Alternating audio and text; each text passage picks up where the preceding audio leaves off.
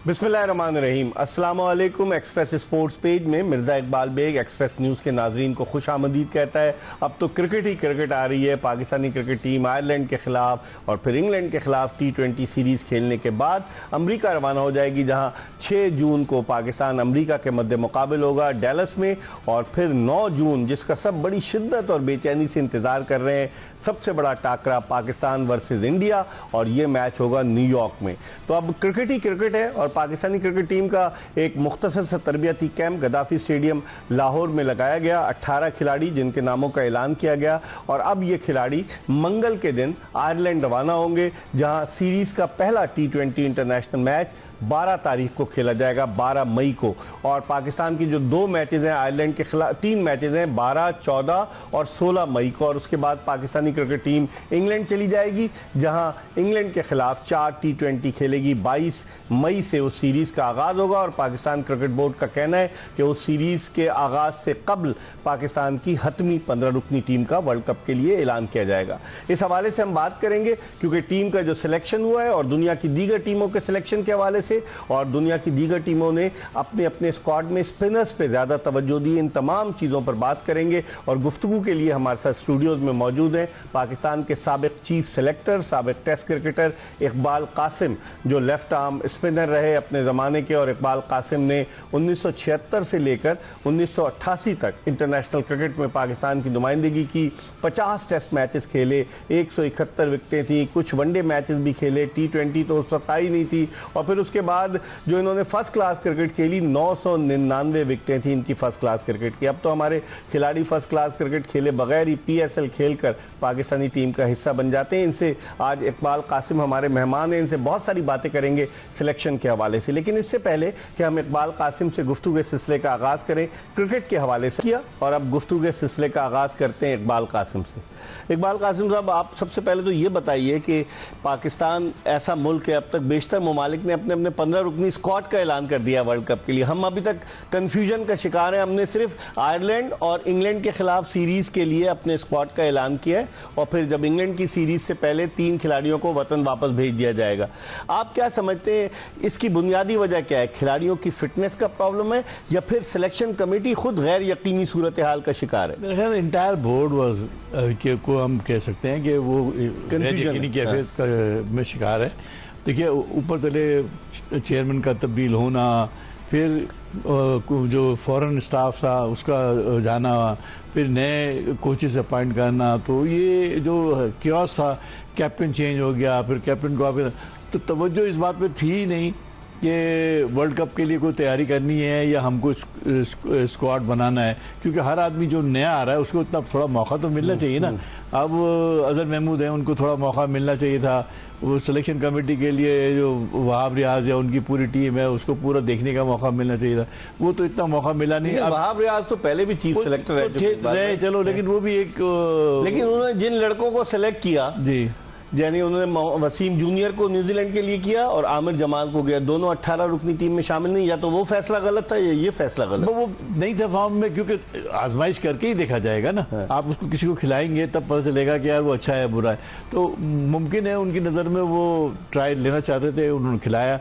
मगर मुझे जो अब मोहम्मद यूसुफ के आने के बाद, रज़ाक के आने के बाद, असद शफीक भी यंग है, अभी तक उनका इनपुट नजर नहीं आया भाई असद शफीक का। क्या तनख्वाह लेने आया वो? सिर्फ इन लोगों को जो है वो ये सोच अपनी अपनानी होगी कि हमको पाकिस्तान के लिए कैसे कम्बिनेशन बनाना है, क्योंकि अजहर महमूद पहले भी काम कर चुके हैं, बॉलिंग कोच रहे हैं, उनका भी तजुर्बा है। तो अब ये थिंक टैंक जो है ना, बाबर के साथ बैठ के ये प्लान करें कि हमें प्लानिंग करनी कैसे है। देखिए, ये 18 रुकनी में पहला तो मेरा ऑब्जेक्शन ये है कि 2 बच्चे जो उन्होंने रनिंग टीम से निकाले हैं, उसामा मीर और जमान खान, उनको 18 की बजाय 20 का स्क्वाड करके ले जाना चाहिए था साथ। वहाँ पर आयरलैंड और इंग्लैंड के खिलाफ खिलाते, आप खेलने से पहले आपको आइडिया हो जाता है, एक तो उनका कॉन्फिडेंस लेवल नहीं गिरता।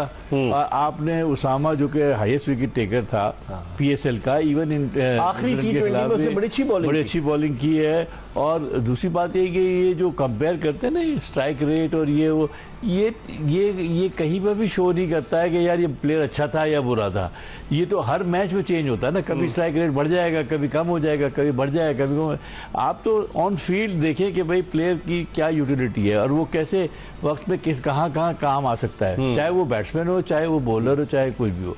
तो ये मेरा ख्याल है कि क्योंकि ये लोग डिसाइसिव नहीं थे कि 15 रुकनी टीम क्या होगी, तो इसलिए वो वहाँ जा रहे। माजी में भी ऐसे ही हुआ है, एक दो दफ़ा हुआ है कि टीम जो है वो टूर पे गई है, फिर वहाँ से फाइनल किया उन्होंने। तो अभी भी कर सकते थे, 2 लड़के डाल देते तो उससे कोई फर्क नहीं पड़ता था। और उसके बाद बैठ के आराम से थिंक टैंक जो भी इनको टीम बनानी है बना लें। थिंक टैंक में थिंक है इकबाल भाई, खाली टैंक है वो? टैंक तो चलो है ना। आप मुझे बताए ना। टैंक तो है जनाब। सिलेक्शन कमेटी है, 7 रुकनी सिलेक्शन कमेटी इकबाल भाई, और आपने प्रेस कॉन्फ्रेंस देखी होगी जब टीम का ऐलान हो रहा था। कम से कम इतना तो हुआ कि मोहसिन नकवी साहब ने नोटिस लिया कि वहाब रियाज पे बहुत क्रिटिसिज्म हो रहा था, तो वहाब रियाज के बजाय आपकी यूसुफ को आगे किया गया।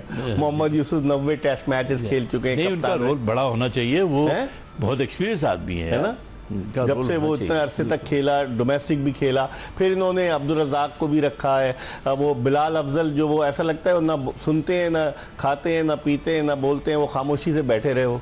तो वो मतलब उनका डाटा एनालिस्ट के तौर सेलेक्टर भी है इकबाल भाई। मैं हैरान हूँ कि एनालिस्ट को जो है वो सिलेक्शन से वो तो एक हेल्पर होता है जो चीज़ें लाके देता है। सही, ये आपको स्टैट्स ये हैं, ये इससे उसमें उसका रोल तो नहीं होना चाहिए। वो चेयरमैन साहब से उनके ताल्लुकात हैं, क्योंकि जिस तरह वहाब रियाज पंजाब की निगरान जो हुकूमत थी, जब वजीर आला थे मोहसिन नकवी साहब, जिस तरह वहाब रियाज उस निगरान हुकूमत में मुशीर बराए खेल थे, इस तरह ये बिलाल अफजल साहब भी उस निगरान हुकूमत में वजीर थे, सूबाई वजीर।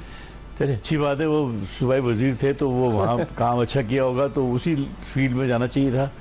वहाब रियाज के क्रिकेट की फील्ड थी, वो ठीक है स्पोर्ट्स में गया, वापस स्पोर्ट्स में आ गए, तो कोई इशू नहीं है। वो मुझे कोई एतराज़ नहीं है अगर एक्यूमेन बहुत ज़्यादा अच्छा है, अगर एक आदमी की नॉलेज है और वो समझता है, भले बेशक क्रिकेटर ना हो, बहुत सारे ऐसे क्रिकेटर भी रहे हैं जो फर्स्ट क्लास खेले और उसके बाद वो सिलेक्शन कमेटी के और मेंबर भी रहे, कोच भी बने, बहुत सारे ऐसे लोग हैं, मिसालें हैं, मगर वो फिर परफेक्ट होते हैं अपनी जॉब के अंदर, तो वो जॉब के लिए 100% होना ज़रूरी है। इस पर हम मजीद बात करेंगे, लेकिन इस वक्त हमें वीडियो लिंक पर लाहौर से ज्वाइन किया है पाकिस्तान के former test fast bowler Abdul Rauf ने, और इनकी बड़ी क्रिकेट के हवाले से नॉलेज, और अब्दुल रऊफ जो है माशाल्लाह से क्वालिफाइड कोच भी हैं, इन्होंने मास्टर्स भी किया हुआ है, बहुत सारी चीज़ें इनके क्रेडिट पर। इनसे बात करते हैं। अस्सलाम वालेकुम अब्दुल रऊफ।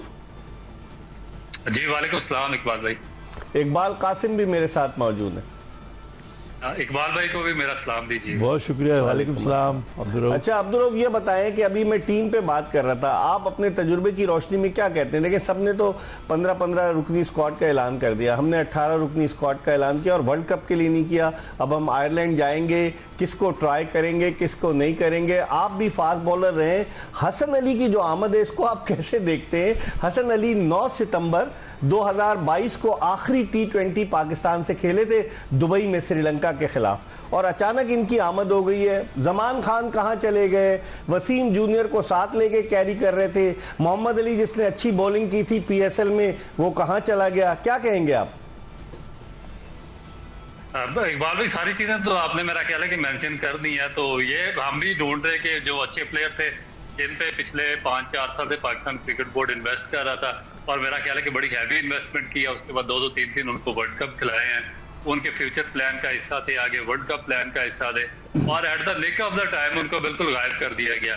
और फिर ऐसे प्लेयर्स को पकड़ कर वापस लाए गए जिनमें से कुछ तो बिल्कुल जिन्होंने जो आपकी जो डोमेस्टिक या फर्स्ट क्लास क्रिकेट थी उसको अक्सर नजरअंदाज कर दिया था, और वो टीवी चैनल्स पर बैठकर वो आपकी जो डोमेस्टिक स्ट्रक्चर था उसका मजाक उड़ा रहे थे, वो वापस टीम में आ गए हैं। फिर कुछ प्लेयर्स ऐसे थे जिनको सारा सिलेक्शन क्राइटेरिया बाईपास करके और वो एलिजिबल हो रहे थे किसी दूसरे कंट्री से खेलने के लिए, वहां से उन पर रिस्ट्रिक्शन लगा के पाकिस्तान टीम में डाला गया।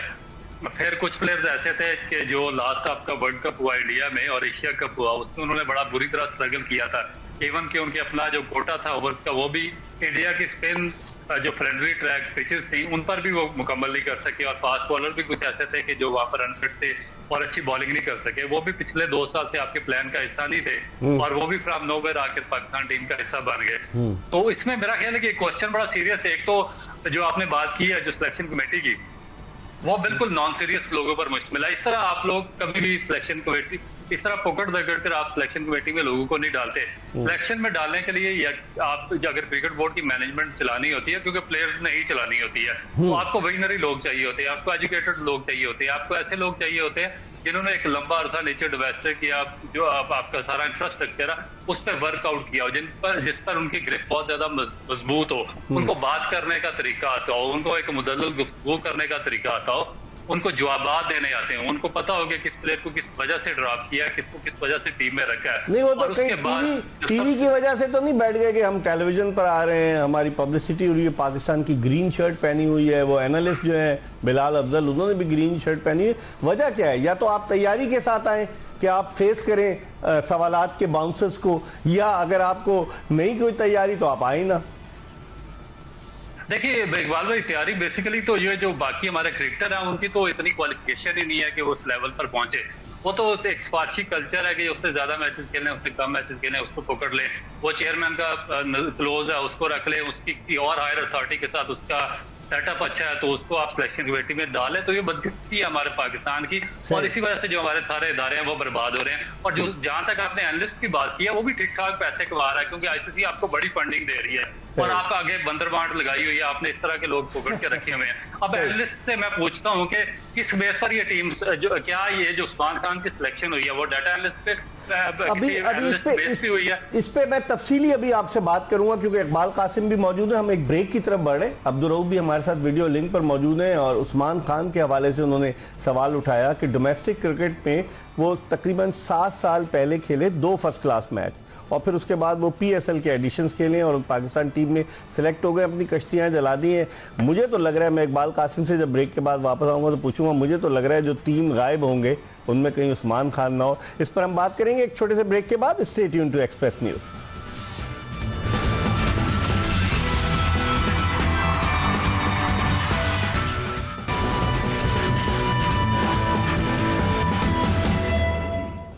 ब्रेक के बाद एक मरतबा फिर पाकिस्तान के साबिक चीफ सेलेक्टर इकबाल कासिम और पाकिस्तान के साबिक test fast bowler Abdul Rauf के साथ शो में आपको खुश आमदीद कहते हैं। और ब्रेक पर जाने से कबल हम अब्दुल रऊफ से बात कर रहे थे टीम के सिलेक्शन के हवाले से और उन्होंने उस्मान खान का जिक्र किया। पहले मैं इकबाल कासिम से पूछता हूँ, फिर अब्दुल रऊफ की जान जाऊँगा। इकबाल भाई, उस्मान खान ने कश्तियाँ जला दी, उसको जो है मैचेस भी मिले पूरे, उसकी परफॉर्मेंस आखिरी मैच के अलावा जिसमें उसने 31 रन बनाए 3 मैचेस में इतनी अच्छी नहीं रही।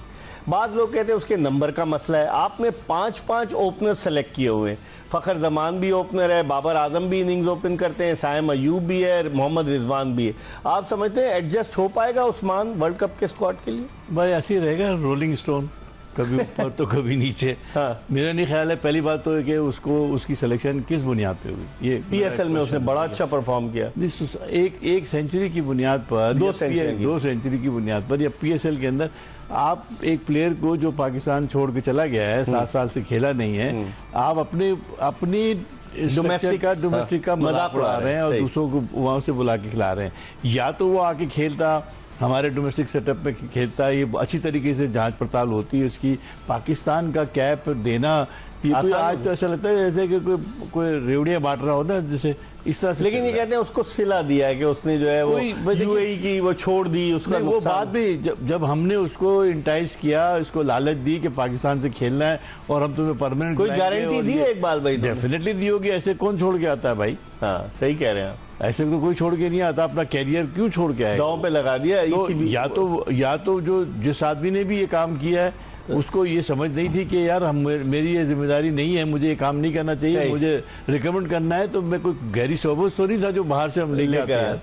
अब्दुल रऊफ, ये भी अलमिया है ना हमारा कि PSL की बेसिस पर, और आप उस्मान खान के बारे में ब्रेक पर जाने से कबल कुछ कह रहे थे, उसको कंटिन्यू करें प्लीज। देखिए बिल्कुल इकबाल भाई ने ठीक बात की है कि देखिए मैं क्वेश्चन मेरा डाटा जो एनालिस्ट उन्होंने रखा इतना सिलेक्शन कमेटी में, क्वेश्चन ये कि क्या वो कौन सी डाटा बेस पे उनकी सिलेक्शन हुई है। उसके बाद फिर जो आपके इमाद वसीम है उनकी कौन सा डाटा बेस सिलेक्शन हुई है, हसन अली की कौन से डाटा बेस सिलेक्शन हुई है, उसके अलावा 3-4 और प्लेयर, तो आपके आजम खान की कौन से डाटा बेस सिलेक्शन हुई है, तो ये उसके शादाब खान की कौन सी डाटा बेस सिलेक्शन हुई है। आप पिछले इनके 3-4 साल के रिकॉर्ड उठाकर देख लें तो ये तो इस काबिल ही नहीं है कि इनको पाकिस्तान टीम के नजदीक भी आने दिया जाए और इनकी सिलेक्शन की गई है।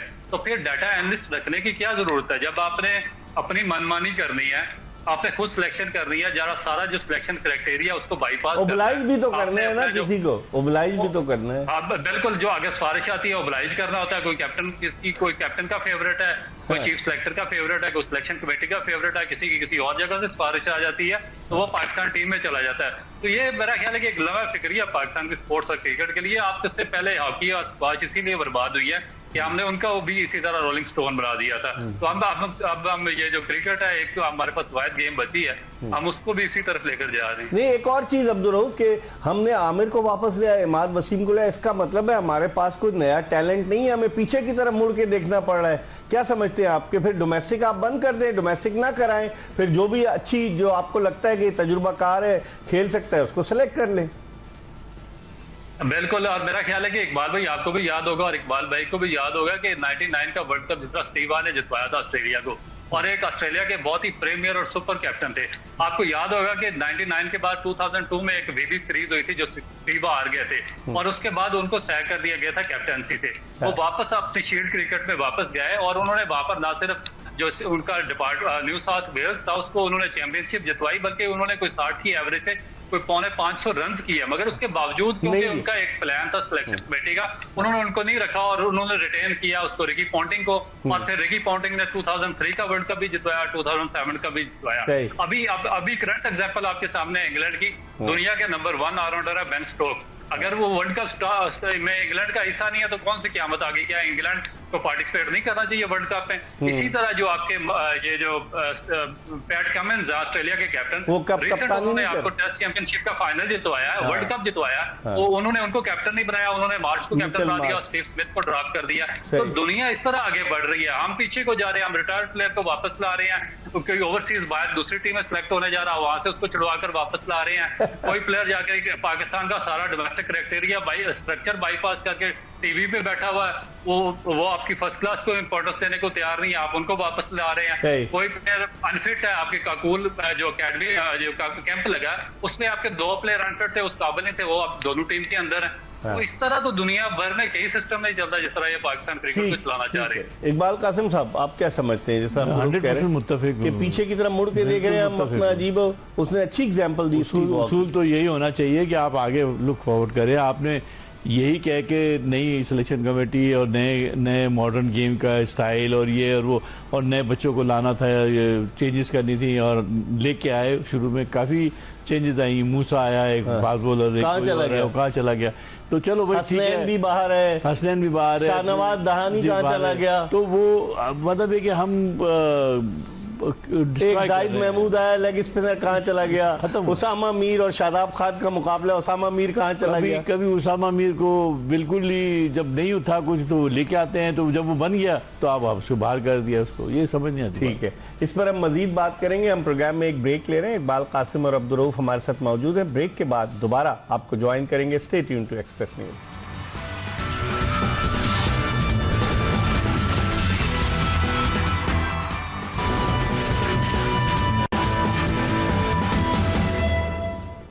ब्रेक के बाद एक मरतबा फिर एक्सप्रेस स्पोर्ट्स पेज में आपको खुशामदीद कहते हैं। पाकिस्तान के साबिक चीफ सेलेक्टर इकबाल कासिम हमारे साथ स्टूडियोज में मौजूद हैं, जबकि वीडियो लिंक पर लाहौर से हमारे साथ मौजूद है पाकिस्तान के former test fast bowler Abdul Rauf. और अब हमें ज्वाइन किया है senior sports anchor Syed Yahya Hussaini ने, जो जियो न्यूज़ पर स्कोर के नाम से अपना एक बड़ा मकबूल प्रोग्राम करते हैं और काफ़ी अरसे से वो प्रोग्राम कर रहे हैं। इनसे हम बात करते हैं। याया की भी गहरी नज़र है क्रिकेट के मामलात पर। पहले इनसे हम बात करते हैं। अस्सलाम वालेकुम याया।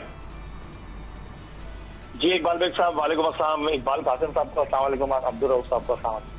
अच्छा, वालेकुम अस्सलाम। अच्छा याया, ये बताइए, अभी तक जितनी टीमों ने अपनी अपनी टीमों का ऐलान किया है, आपने भी अपने प्रोग्राम में अब टीमें शुरू की हैं हर आदमी की, लेकिन ये बताइए आपके हम पीछे रह गए। 18 रुकनी हमने टीम का ऐलान किया है और फिर अब हम जाकर आयरलैंड के खिलाफ सीरीज के बाद जो है वो हतमी 15 खिलाड़ियों को हतमी शक्ल देंगे। आप क्या समझते हैं इन 18 में से कौन से 3 बाहर हो सकते हैं आपकी नज़र में? साहब, मुझे ना कोई हैरानगी है ना मेरे लिए कोई ये नई बात है कि वर्ल्ड कप से पहले शशोपंच में मुब्तला है पाकिस्तान क्रिकेट बोर्ड का निजाम क्योंकि माजी में मैं कई वर्ल्ड कप को मॉनिटर कर चुका हूँ, कई वर्ल्ड कप को मैं देख चुका हूँ। इकबाल कासिम साहब लकी है कि इकबाल कासिम साहब ने वर्ल्ड कप के लिए कोई टीम मुंतखब नहीं की। लेकिन अगर मैं हिस्ट्री में आपको थोड़ा सा लेकर जाने की कोशिश करूँ, आज जो लोग सराफा एहतजाज हैं रिटायरमेंट वापस लेने वाले मोहम्मद आमिर और इमाद वसीम के ऊपर, उनको ये भी याद रखना चाहिए कि जो मौजूदा सिलेक्शन कमेटी में अब्दुल रज़ाक साहब मौजूद हैं, 2009 ICC वर्ल्ड T20 में मुतनाज़ा ICL में ये खेलने के लिए चले गए थे। क्रिकेट बोर्ड ने इनके ऊपर पाबंदी लगा दी थी और फिर ये यासिर अरफात की जगह टीम का हिस्सा बन गए थे। और मोहम्मद यूसुफ भी तो चले गए थे, या याद है ICL में जब सलीम अल्ताफ को पता चला पिछली सीट पर यूसुफ बैठे हुए थे? जी बिल्कुल। और मोहम्मद यूसुफ साहब जो है वो पाकिस्तान क्रिकेट के मामलात में बहुत ज्यादा इन है। और ये कहना कि मोहम्मद यूसुफ साहब नए हैं तो शायद उन लोगों को पता ही नहीं जो क्रिकेट को समझते हैं और जानते हैं, क्योंकि पिछले 2 वर्ल्ड कप एशिया कप में ये टीम मैनेजमेंट में एज ए बैटिंग कोच मौजूद रहे, फिर जूनियर वर्ल्ड कप में ये बैटिंग कोच की हैसियत से गए थे। तो मोहम्मद यूसुफ और बाबर आजम की कहानी एक जैसी ही है। लेकिन एक चीज कता कलामी होती है, आपकी भी तो मेमोरी तेज है, आपको याद होगा 2009 में जो यूनुस खान के खिलाफ जब चैंपियंस ट्रॉफी हो रही थी साउथ अफ्रीका में, तो यूनुस खान के खिलाफ जो बगावत हुई, यानी कि बगावत से मुराद लड़कों ने एहतजाज किया, उसका एडवांटेज यूसुफ भी उसके मेंबर थे और उसका एडवांटेज यूसुफ को मिला, कप्तान बन गए थे पाकिस्तान। चले आपने ये बात की तो फिर मैं आपको कराची प्रेस क्लब की उस प्रेस कॉन्फ्रेंस का एक खुलासा भी कर देता हूँ। मोहम्मद यूसुफ से सवाल किया गया था कि जनाब ये बताइए कि क्या आप रिटायर हैं, तो उन्होंने कहा कि अगर पाकिस्तान क्रिकेट बोर्ड मुझे मुंतखब कर लेता है तो मैं रिटायर नहीं हूँ, अगर पाकिस्तान क्रिकेट बोर्ड जो है वो मुझे मुंतखब नहीं करता तो मैं रिटायर हूँ। तो मैं ये भी आपकी मालूमात से इजाफा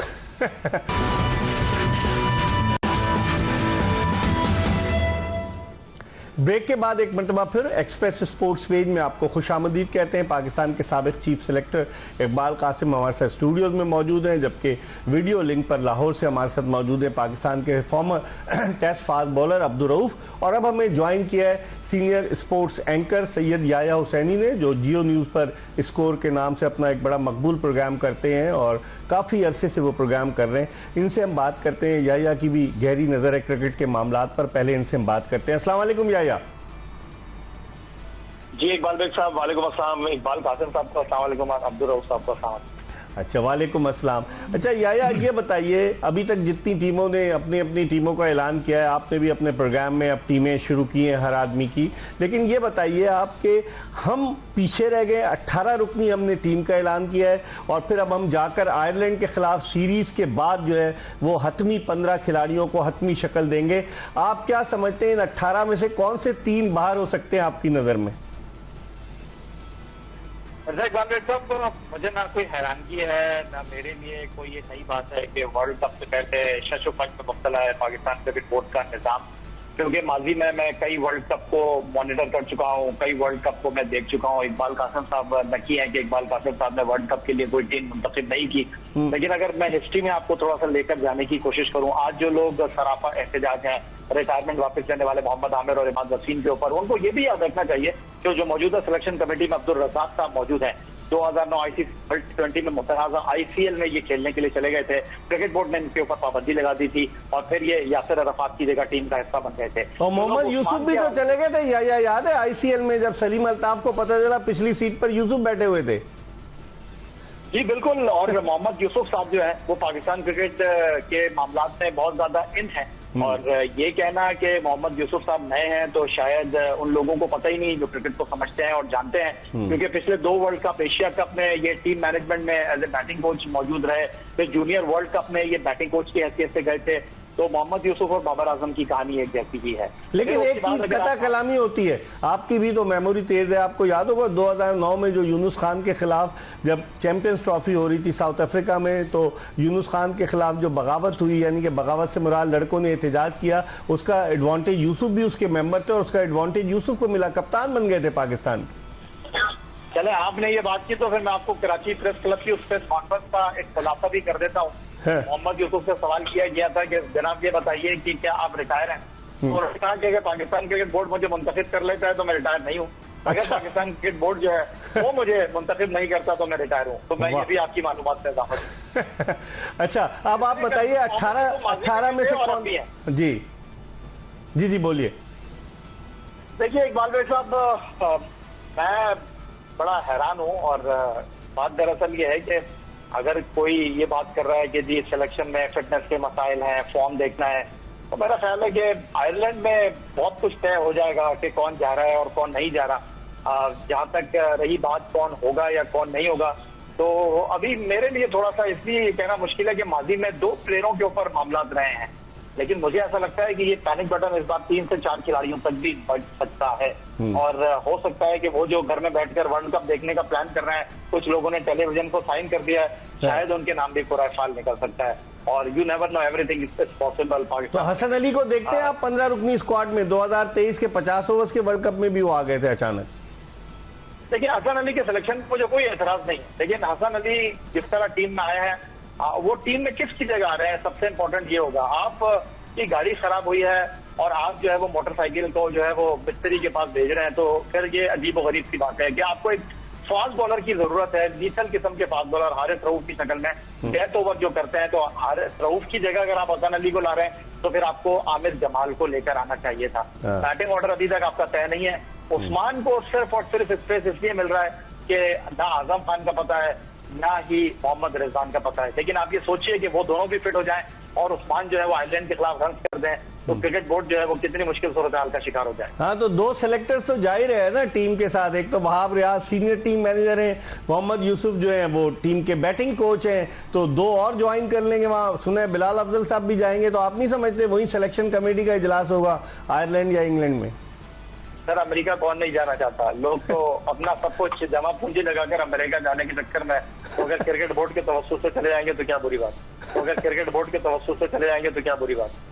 चले बहुत बहुत शुक्रिया याया, आइंदा आपको मौका देंगे। याया हुसैनी हमारे साथ मौजूद है। अब्दुल रऊफ, आप क्या कहेंगे कि हसन अली जो है उनको रखा गया है हारिस रऊफ की जगह, और सेलेक्टर्स कहते हैं कि उनकी हारिस रऊफ की चूंकि फिटनेस अच्छी नहीं है इसलिए उनके नेमुल बदल के तौर पर हसन अली आए।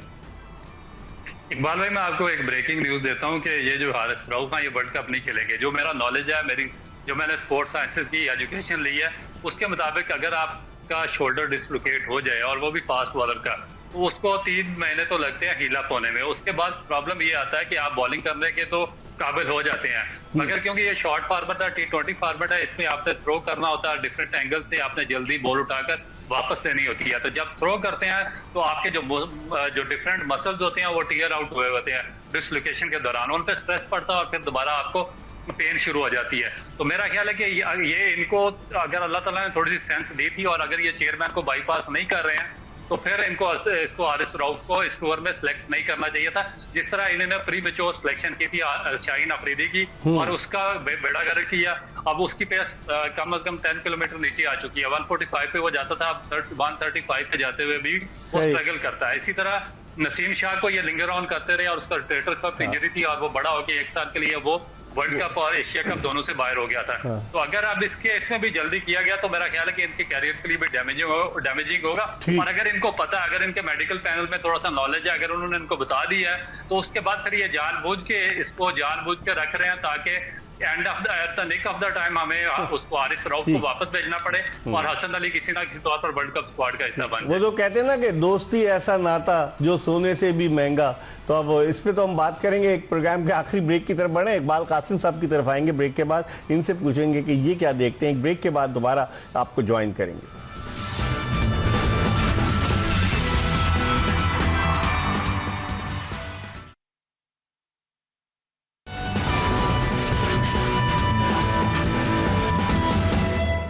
Welcome back after the break. आप देख रहे हैं एक्सप्रेस स्पोर्ट्स पेज, और ब्रेक पर जाने से कबल हमने बात की अब्दुल रऊफ पाकिस्तान के फॉर्मर टेस्ट फास्ट बॉलर, हमने बात की सैयद याया हुसैनी से स्पोर्ट्स एंकर, और हमारे साथ स्टूडियो में मौजूद है इकबाल कासिम साहब, इनसे हम बात कर रहे हैं। इकबाल कासिम साहब, अब्दुल रऊफ ने बड़ी पते की बात की क्योंकि स्पोर्ट्स साइंसेज में इसने मास्टर्स किया हुआ है, उसको तजुर्बा है, पढ़ा लिखा है। उसने कहा कि जनाब अली कि इनको या तो पता है कि हारिस रऊफ की फिटनेस, क्योंकि हारिस रऊफ उस PSL के मैच के बाद से क्रिकेट नहीं खेला, तो या तो इनको पता है तो जानबूझ के उसके रिप्लेसमेंट के तौर पर हसन अली को रखा है ताकि केस पक्का हो जाए, और पहले से लोगों को ज़हनी तौर पर तैयार किया। क्या देखते हैं आप? ये ऑब्वियस सी बात है जी, हसन का इंक्लूजन बनता नहीं था। एक ही सूरत बनता था कि वो किसी का नेमुल बदल के तौर पर वो आए और अगर इंजरी का जिसका हारिस रऊफ की अभी कोई फिटनेस तो कोई देखी नहीं गई है, हाँ। ना कोई मैच खेला है, ना कुछ पता है, ना कुछ, तो ये पहली बात तो सिलेक्शन कमेटी का फैसला ही गलत है कि हारिस को बगैर ट्रायल आउट किए हुए फिटनेस वो कह रहे हैं एकेडमी में बॉलिंग कर रहे हैं, वो मेडिकल बोर्ड लिख के देते ना कि ही इज फिट, हाँ। आप खत्म हो जाए। अभी तो मेडिकल रिपोर्ट में तो डॉक्टर सोहेल सलीम की विकेट गिर गई, तो नहीं, उन्होंने तो इसमें इतना लिखा है, जो भी मेडिकल बोर्ड है उसने ये लिखा है कि हम ये देख रहे हैं सेटिस्फाइड है, प्रोग्रेस से सेटिस्फाइड, अच्छा, they are not fully fit. उन्होंने अपने ऊपर इल्जाम नहीं लिया, उन्होंने कहा कि हम प्रोग्रेस से सेटिस्फाइड हैं, ठीक, ये जा सकते हैं, तो शायद बेहतर हो जाएंगे वहां जाकर। लेकिन इकबाल भाई, वहाब रियाज ने प्रेस कॉन्फ्रेंस में कहा कि जी हारिस रऊफ जो है, जो वो उनकी फिटनेस पे क्वेश्चन मार्क है, तो इसलिए हमने हसन अली को रखा है। कोई जरूरत नहीं थी ना यार, फिर क्या जरूरत थी, फिर हसन अली को वैसे ही डिक्लेयर कर देते आप टीम के अंदर। नहीं तो शोर मचता ना कि एक आदमी वैसे भी बच रहा है, सितंबर 2022 के बाद से कुछ नहीं खेला, तो फिर वैसे भी तो आप रिप्लेसमेंट के लिए एक ये रीजन ये भी तो हो सकती है इकबाल भाई, वहाँ की कंडीशंस जो है वो सीम स्विंग के लिए आइडियल हैं। हसन अली जैसा बॉलर अगर आयरलैंड के खिलाफ आउट कर दे तो केस और पक्का हो जाएगा। हसन अली भाई देखिए बॉलर तो है ना, एक्सपीरियंस तो है, पक्का हो जाएगा, आउट तो वो कर सकता है, आउट तो वो कर सकता है, कि ये मत बोलिए आप, मगर क्या मेरिट बनता था इसका जाने का, या नहीं था, ये क्वेश्चन मार्क है। हमारे से और कोई इससे क्या है, कोई दुश्मनी थोड़ी है, ठीक है। क्या कहेंगे अब्दुल रऊफ आप, जिस तरह से मैं एक और पॉइंट भी लाया हूं कि वहां की कंडीशंस जिस तरह की होती है, आयरलैंड में सर्दी होगी और गेम सीम और स्विंग होगा, तो वहां अगर हसन अली कामयाब हो गए तो आप समझते हैं अमेरिका का टिकट उनको मिल जाएगा? बिल्कुल इकबाल भाई, और मेरा ख्याल है कि इन्होंने पूरी प्लानिंग की हुई है, और ये आज से नहीं होती है, पूरा मेरा ख्याल है कि एक इनका जो 3 लोग हैं, एक ही शहर के हैं, एक ही डिस्ट्रिक्ट के, लाहौर के, मॉडल टाउन और डिफेंस में इकट्ठे ही रहते हैं, और फिर इनके प्लेयर के साथ भी अच्छी सेटिंग वेटिंग होती है, तो फिर इस तरीके से मिल मिलाकर ये काम चलाते हैं। और इससे पहले भी आप उस्मान कादर के केस पे देखें, 2021 के वर्ल्ड कप पे बाबर आजम की फरमाइश पर उनके पूरे टूर में साथ रखा गया, जहाँ पर कोई मैच नहीं खिलाया गया उनको। हाँ, सही। तो ये तो जो उनके दोस्त यार होते हैं उनको ऑब्लाइज किया जाता है। जो लास्ट वर्ल्ड कप हुआ उसमें भी इस तरह 2 प्लेयर इस तरह ट्रैवलिंग मेंबर थे, और वो पाकिस्तान के लिए कोई, वो इवन के जो आपके एग्जिस्टिंग प्लेयर थे जो परफॉर्म नहीं कर रहे थे, उनके रिप्लेसमेंट के लिए भी उस काबिल नहीं थे कि वो मैच खेल सकते, मगर वो टीम के साथ थे, पूरा वर्ल्ड कप उन्होंने साथ एंजॉय किया। तो मेरा ख्याल है कि ये लोग, ये जो हमारे चेयरमैन मोहसिन नकवी साहब हैं, वो शरीफ आदमी है, उनकी शराफत का नाजायज ये फायदा उठा रहे हैं और उनको लाइलम रख के अपनी ये गेमें खेल रहे हैं, और मेरा ख्याल है कि इससे आगे जाकर बहुत बड़ा डैमेज होगा पाकिस्तान की क्रिकेट। लेकिन वो तो नकवी साहब तो बहुत ज्यादा रिलाय कर रहे हैं वहाब रियाज पे। जब बहुत क्रिटिसिज्म शुरू हुआ अब्दुल रऊफ, तो फिर इस मरतबा जो टीम का ऐलान हो रहा था उसमें यूसुफ को फ्रंट पे रखा गया, तो आप नहीं, Wahab Riaz senior team manager भी बन गए, सेलेक्टर भी है, और जिस तरह के वो जवाबात दे रहे थे प्रेस कॉन्फ्रेंस में, आपने देखा होगा ऐसा लग रहा था कि वो खुद ही चीफ सेलेक्टर हैं। इकबाल भाई देखें, ये आप, मैंने पहले भी बात की है कि आपको मेच्योर पढ़े लिखे और विजनरी लोगों को यहाँ पर बिठाना चाहिए। गवर्नमेंट कॉलेज से पढ़ा हुआ है वहाब रियाज, कहते हैं गवर्नमेंट कॉलेज से पढ़े हुए वहाब रियाज, लेकिन आप इनका बैकग्राउंड भी देखें ना, जिस तरीके से क्रिकेट खेले, तो आपको कम से कम मेच्योर लोगों को वहां पर रखना चाहिए। अब ये देखें, पाकिस्तान की 25 करोड़ आवाम आपको देख रही है, पाकिस्तान टीम का अनाउंस करने जा रहे हैं, तो ये कोई स्टेज ड्रामा तो नहीं हो रहा जहां पर आप जुगतबाजी का मुकाबला करने आए हैं। आपको वहां पर मेच्योर बात करनी चाहिए, लोगों को सेटिस्फाई करना चाहिए जो आपके आगे टीम बैठी हुई है। इकबाल भाई आखिरी जुमले में अब बताएं, आप क्या देखते हैं, चांसेस क्या देखते हैं? तो अभी तक गैर यकीनी सूरत हाल है कि 15 कौन होंगे, आप क्या? दुआ पे हमेशा दुआ पे चलता है पाकिस्तान अब भी। चले, इकबाल कासिम कहते हैं कि दवा से ज्यादा दुआ की जरूरत है इस टीम को। दवा तो ले रहे हैं जो अनफिट प्लेयर्स हैं, लेकिन अब दुआ की भी जरूरत है। देखते हैं कि पाकिस्तान क्या करता है। इसके साथ ही एक्सप्रेस स्पोर्ट्स पेज की एपिसोड अपने इख्तिताम को पहुंची। मिर्जा इकबाल बेग, इकबाल कासिम, अब्दुल रऊफ और एक्सप्रेस न्यूज की पूरी प्रोडक्शन टीम को इजाजत दीजिए। अल्लाह हाफिज।